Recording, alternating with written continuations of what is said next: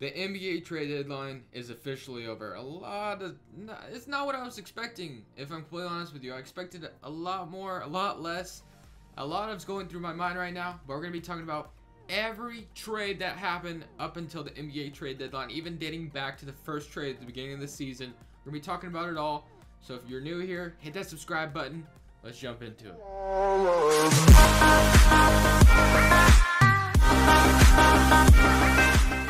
What madness it was today, guys. Absolute madness around the entire NBA. Just a lot of trades happened today. A lot from the Cleveland Cavaliers, of course. But we're going over every trade that has happened since the beginning of this season. Not going to be talking about in the offseason previously. So, if you guys can remember all the way back, the first trade made this season was Eric Bledsoe to the Milwaukee Bucks for Greg Monroe. And if we look at this trade, up until now, it is clear that the Milwaukee Bucks won this trade. I mean, they won it before, but Greg Monroe was bought out by the Phoenix Suns, so he didn't last there very long. They wanted to trade Greg Monroe as soon as they got him, and Eric Bledsoe with the Bucks. He's been playing pretty well for them, and the Bucks are trying to push for a playoff spot. So, Milwaukee Bucks, of course, won that trade, but that was the first trade made this season. And then after that trade, soon came the Nets receiving Okafor and Nick Stauskas for Trevor Booker. So these were the only two trades made at the very beginning of the season, significant trades anyway. The only two trades that were made at the very beginning of the season that everyone talked about. We all thought Okafor was going to get a good opportunity in Brooklyn. I haven't really heard much about that. I'm going to be honest with you, I don't watch much Nets games, so I'm not sure how he's been doing down there. But of course, those are the first two trades that were made this season. And now, going towards the NBA trade deadline, these were the other trades that were made that were absolute bombshells.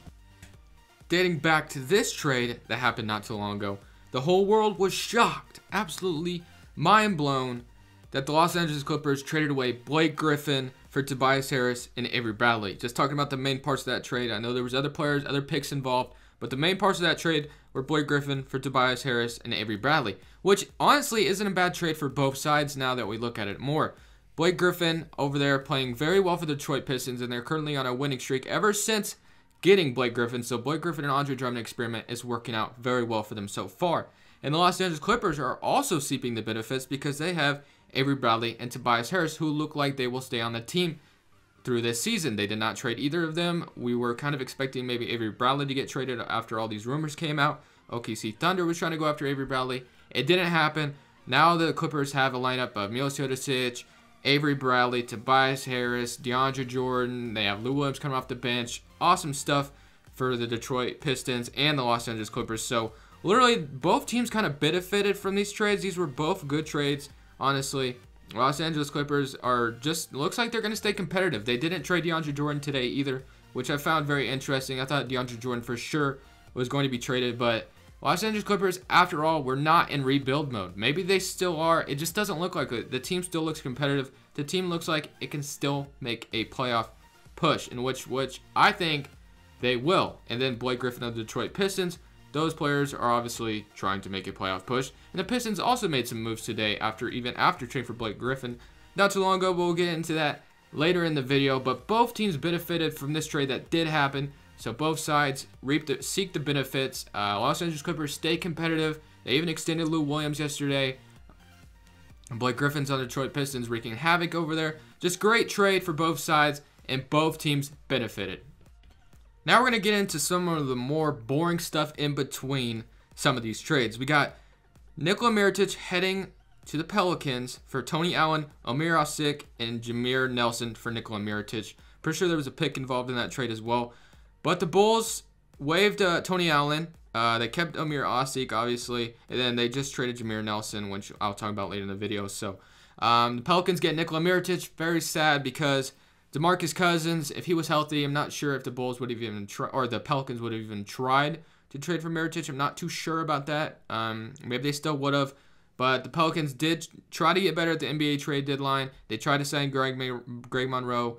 Just didn't make very much moves today. They did make one significant move today, but honestly, the Pelicans just it just sucks, man. It just sucks. Mirotic definitely is on the Pelicans now, but I just wish DeMarcus Cousins was healthy this year. This dude was having an amazing season, absolutely amazing seasons. And then Nets received Rashawn Vaughn for Tyler Zeller. That was another trade that happened. I'm pretty sure there were second rounders involved in that. And then the Hornets received Willie Selena Gomez, just kidding, Willie Hernan Gomez for Johnny O'Brien, and then there was 2 second round picks involved in that one. So the Hornets getting Hernan Gomez, I'm not really sure about it. I mean, they have Cody Zeller, Dwight Howard, Frank Kaminsky, all those other big men, so I'm not sure how Hernan Gomez is going to squeeze into those minutes over there in Charlotte.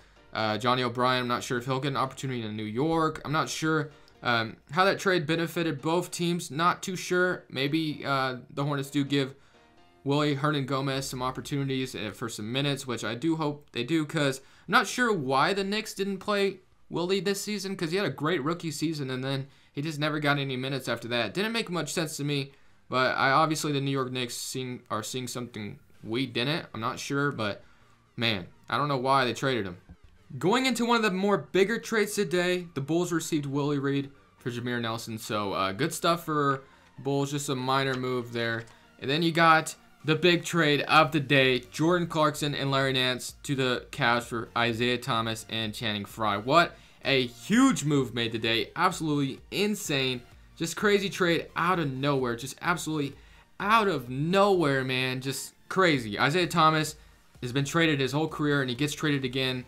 Honestly, this is a good move because Isaiah Thomas was just causing a lot of drama for the Cleveland Cavaliers. I'm not sure what was really going on there, but just it wasn't working out. It just wasn't working out, that's for sure.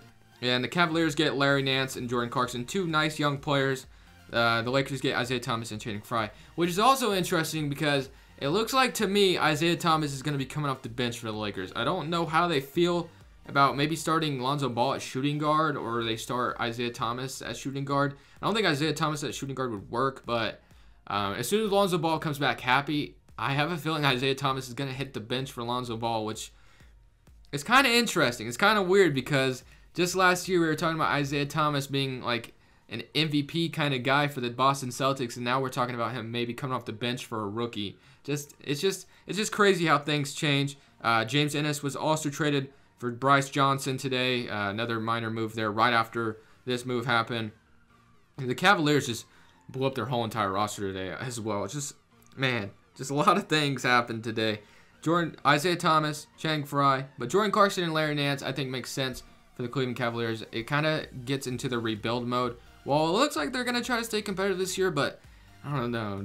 I haven't even got a chance to really look at how their roster looks now. It just looks weird. It's just weird to think about, but maybe I'm wrong and I just haven't got a chance to look at the roster. I'm probably going to be doing a video over the Cleveland Cavaliers blowing up their roster tomorrow, so be on the lookout for that.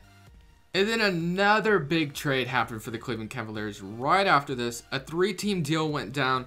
The Cleveland Cavaliers received George Hill and Rodney Hood. The Utah Jazz received Derrick Rose and Jay Crowder, and the Kings received Iman Shumpert and Joe Johnson. Absolutely insane. Just crazy, man. It's crazy the fact that the Cavaliers just flipped their whole entire roster in one day. D-Wade got sent to the Miami Heat, so D-Wade's back in the Miami Heat. That's cool. Some more stuff that happened. Bruno Caboclo from Malachi Richardson. Another 3-team deal. Manuel Mudiay to the Knicks, Devin Harris to Denver, and Doug McDermott to the Mavericks. I was having a hard time reading that for a second. But Doug McDermott to the Mavericks. And then after that, Noah Vonleh got sent to the Bulls from the Portland Trail Blazers for a no-name player that I've never even heard of. It was just for the Blazers getting under the luxury tax. Dante Cunningham for Rashad Vaughn, so the Pelicans get Rashad Vaughn. The Wizards sent Sheldon Mack to the Atlanta Hawks. And then last but not least at all, the Suns got Elfrid Payton for a second-round pick. So I'm not really sure what the Magic are thinking there. But a total of 17 trades went down this whole entire season. Since the season started, 17 trades went down. 17 transactions, guys. Absolutely insane. This trade deadline was a lot of fun. I'm going to be doing a video about the Cleveland Cavaliers tomorrow and see what we think about what their roster is going to look like now and what they plan on doing for the rest of the season. So stay tuned for that. Other than that, guys, that's it for me. Thank you guys so much for watching and your guys' continued support. It means the world to me. Smash that like button if you did enjoy. And if you're new here, hit that subscribe button. We do daily NBA talk. I was doing a lot of reactions to the trades today, so if you've not seen those, go check them out in the channel below. Just thank you guys so much for watching. I appreciate it so much. This is Crushables, and I'm saying peace.